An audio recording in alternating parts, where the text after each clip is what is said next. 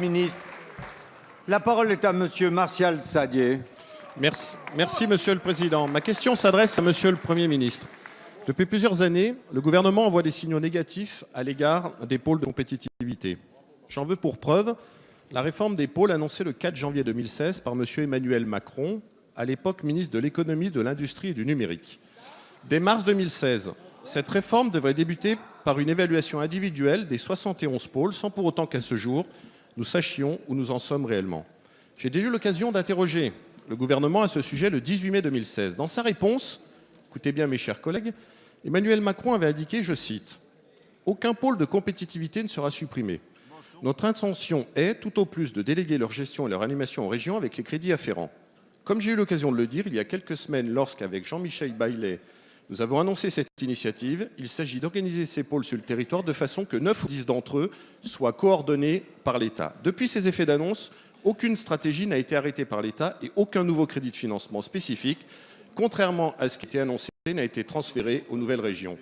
Depuis le 1er janvier 2017, ce sont donc ces nouvelles régions qui doivent faire face seules à ce désengagement total de l'État quant à la question du financement de ces structures qui sont pourtant le cœur de l'économie de demain. Monsieur le ministre, pouvez-vous nous indiquer quelles solutions votre majorité compte mettre en œuvre pour assurer la pérennité financière de ces pôles? Je vous ne cache pas que l'absence de lisibilité politique vis-à-vis de ces structures nous inquiète énormément. De la même manière, la question est posée, elle aussi, toujours sans réponse, de l'extension territoriale des pôles de compétitivité au périmètre des nouvelles régions. C'est un sujet pour tous les pôles qui se retrouvent à cheval sur plusieurs régions, compte tenu du périmètre des nouvelles régions.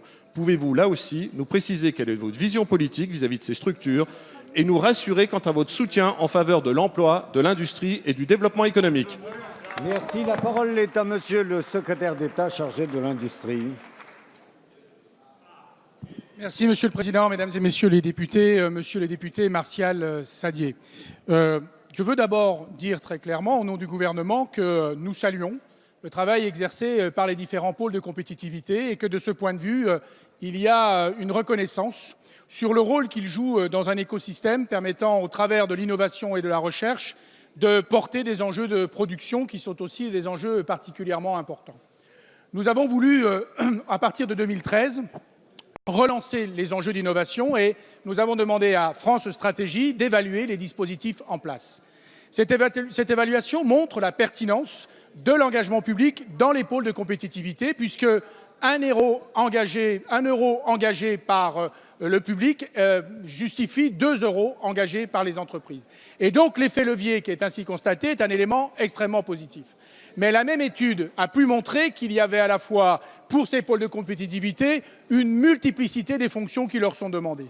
On leur demande d'être dans l'innovation, dans la recherche, mais elles font aussi de l'accompagnement d'entreprise, mais elles font aussi de la recherche en financement, mais elles font aussi de la recherche de l'accompagnement à l'international. Ce sont ces éléments qu'il nous faut prendre en compte, que nous donne l'étude de France Stratégie, et ces éléments doivent nous permettre une réflexion engagée avec l'Association des régions de France, puisque j'ai rencontré le président de l'Association des régions de France sur l'équilibre entre la participation de l'État et celle des régions.